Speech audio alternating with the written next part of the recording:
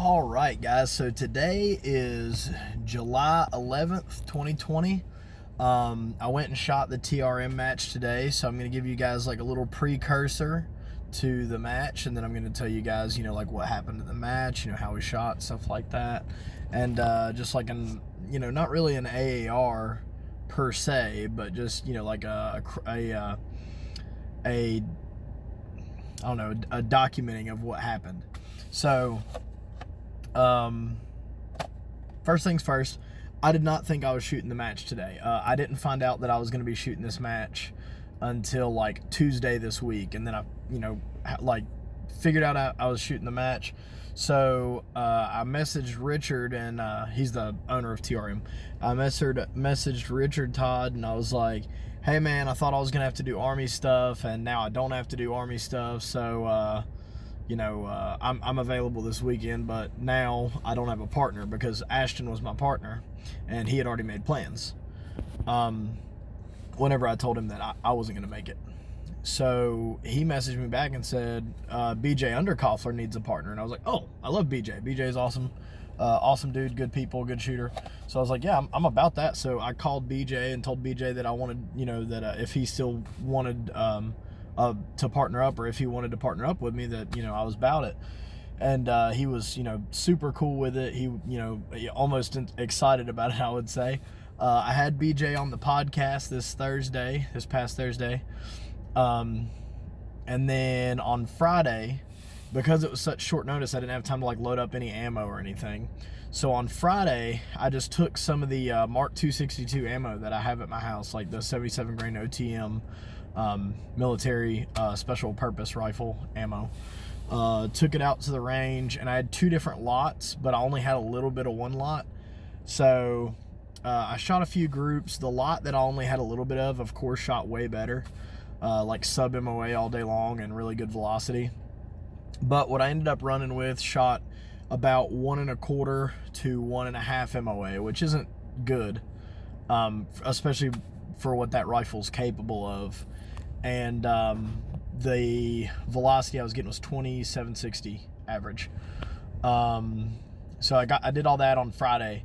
So then, here it is Saturday morning, game time, get up, balls early, get up at 5 a.m. and drive down there. Get out to the match, meet up with the Beeger, and me and him were talking. We had a couple little discussions about like the way that we call out targets and shots and stuff like that, which I've talked about before, being having good dialogue and communication with your partner, so that like one of the things me and him talked about was, would you prefer that I call what your miss is or what your correction is? That's one of those things that you need to talk to your partner about before a match, and we had a conversation about stuff like that. Anyway, all right, so to the match. The first stage that we shot was a hostage stage, where you had to draw your pistol, and you had to engage the first... there was one threat, and then there was two hostages, like one on each side of it. So I shot my friend, and BJ just said, hey, you're good with a pistol, so you're gonna shoot this stage. And I was like, okay, well, I know my Glock 34 shoots a little bit left. It impacts a little bit left with the ammo that I've been running through it here lately. So I was like, okay, no big. Draw my pistol, shoot, aiming at the right edge of the target. I hit the right edge of the target, and I was like, that was point of aim, point of impact. All right, so then I aim center target, send the shot, and hit the hostage on the left, and I was like, ugh. So the way that the points worked for that was, it was +5 for hits, and you have the ability to get 2 hits, and then -5 whenever you hit one of the hostage targets. So I basically canceled out my score right there. Like, I got 1 hit, 1 miss, where you have the chance to get 2 hits for 10 points. And then, we run over to where you rest down on the tire, and you have 3 targets at 510 yards. I believe it's a 66, a 50, and a 25% IPSC. So like the little IPSCs. Or maybe it was a 33. Well, I think it was a 66, a 50, and a 33. Anyway, so like big to small. So the Beeger, he gets down, he's running his bolt, which was our plan. Running his bolt, throwing shots at these things. You know, like the first one's super easy because it's big and it's only 510 yards. You know, bang, bang, levels it, goes out to the next one, bang, bang. And then there was a little guy, and I'm trying to like call out corrections to him and stuff like that. And he got a reload in there. And while he was reloading, I was like, hey man, you want me to start shooting? And he was like, no, I got this. So he reloads, and you know, I don't care. I don't care about stuff like that. So I was just like, all right, whatever. So he loads up, you know, sends a couple more shots, gets his impacts on that third target. He was just very target focused. And then they were like, all right, you know, go. So I charged my rifle, and as soon as I charged my rifle, the buzzer went off. We ran out of time. So we literally only got, you know, our points back. We only got 5 points on that stage. So, you know, that kind of sucked. That you know, start off the day with something like that. You're like, oh man, that's setting the course for the rest of the day. But it didn't. We had one bad stage, and that was it. First thing in the morning. The next stage was in the same location. One person had to shoot standing, and then you had to engage one of the targets standing with 2 impacts. Everything was 2 impacts today, pretty much. Standing, and it was like a 160-yard shot. And then you had like some 350 something or 375, whatever. There was like a hidden target, and then there was like the 510s. So me and BJ had, you know, decided that I was going to make the standing shots, because, you know, I do that a lot. I do standing shooting and stuff like that, like positional stuff a lot. And he was going to go ahead and get down and get on those 300s, and I was going to take out the hidden target. And then then we were just going to, you know, after he put in work up through there, then we were going to engage the 510s together. So, you know, standing, I go 1 for 1, you know, 2 hits on the 160, and then I drop down into the prone, and he engages his first 350, hits it, you know, one round, hits it, and then I yell out, it was either sniper or tank, I can't remember what it was, and I engaged that target, and I got it. And then BJ goes back to slinging his bolt. He finishes his work with his bolt. Then, like, while he's getting down into the prone to help me so we can finish out the stage, I start engaging the 510s. Boom, boom, hit. Then we move on to the second target, and now he's on, you know, online with me, and we both shoot at the same time, and both of our bullets hit right, like one after another. So they call it hit. And then we transition over to the next target. Boom, boom. We both missed, and then boom, boom, hit. So me hit, him hit. So yeah, we're like right there at the end, we were just like really in sync with each other. We cleaned that stage really fast, really well, and we got the bonus point. The next stage was camper. On that stage, the one person had to be in the passenger seat of the Jeep, and the other person had to be in the driver's seat. The person in the driver's seat would dismount the vehicle, go to the back, grab their weapon and gear, and put it across the hood, while the passenger was engaging a pistol target. So since I'd already messed up one pistol target at the match, we decided that BJ was going to be the one doing that. So BJ was in the passenger seat, I was in the driver's seat. They hit the timer. I jump out of the car, and he engages his pistol target. I grab the rifle out of the back, laid across the hood.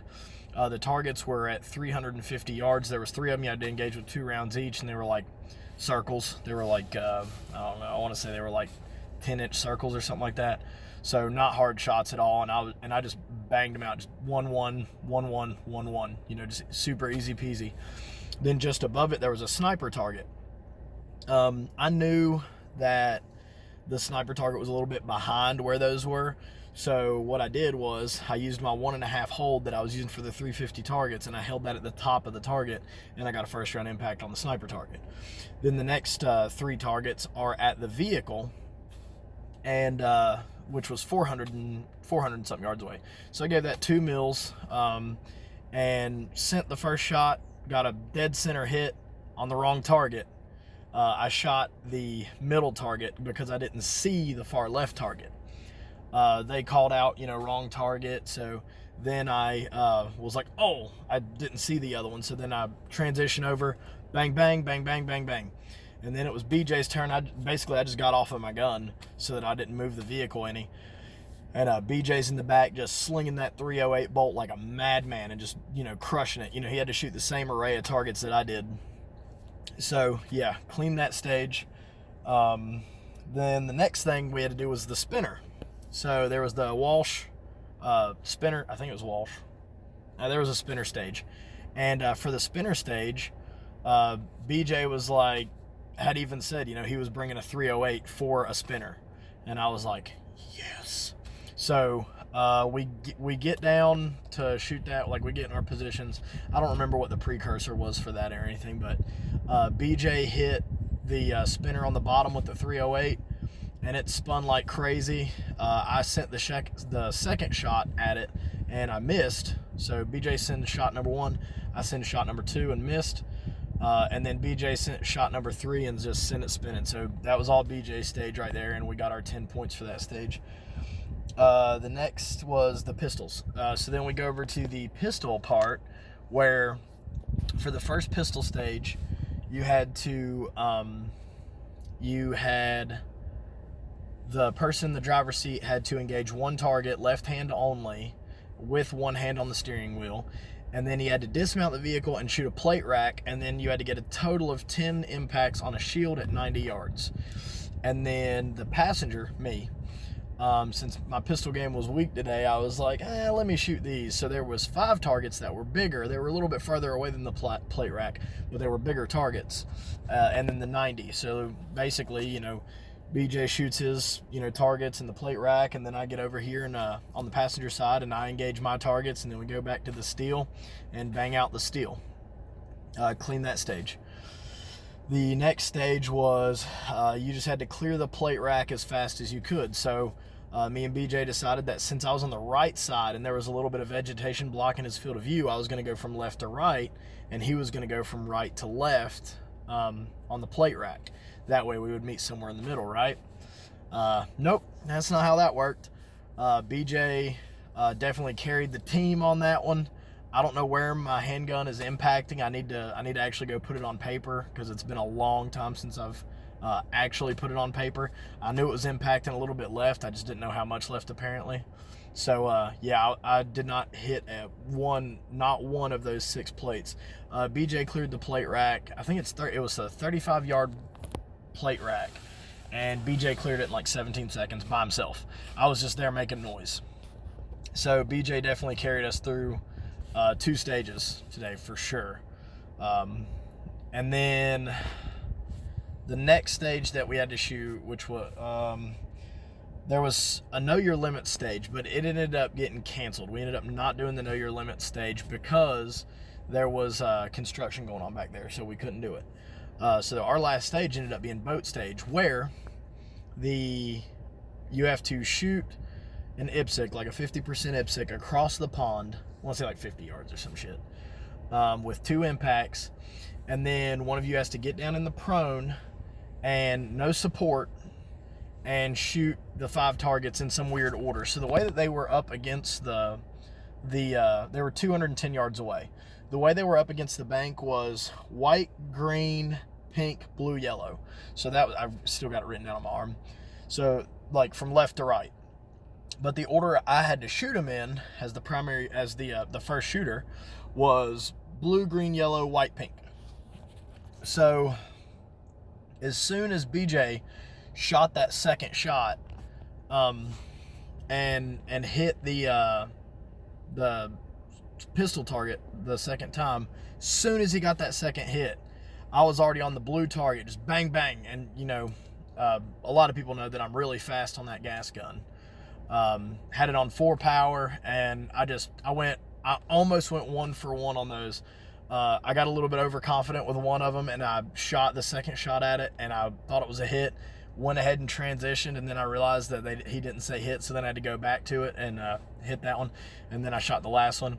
BJ had to shoot the 308 bolt gun from inside of the boat, and then he had to do his in a completely different order than I shot mine. We ended up cleaning that stage. So basically, we cleaned all the stages and got all the bonus points possible. So that's a recap of the whole match today. By whenever the scores finally came out, we were 11th place overall, me and BJ. And from what we gather, I'm not 100% sure, but I'm pretty sure we were either 3rd or 4th place for TAC division, because he was shooting 308 and I was shooting 556. That puts us in TAC division. And what separated us from first place, and this is crazy because, you know, like we bombed one stage and cleaned and got all the bonus points we possibly could for every other stage. 13 points from 11th place, where me and BJ were, in first place. First place got 158 points, and me and BJ got 145. So 13 points separated us from first place. And, you know, it's crazy to think about like that. But anyway, that is a complete recap of today's match. Hope you guys enjoyed the video, and that's it.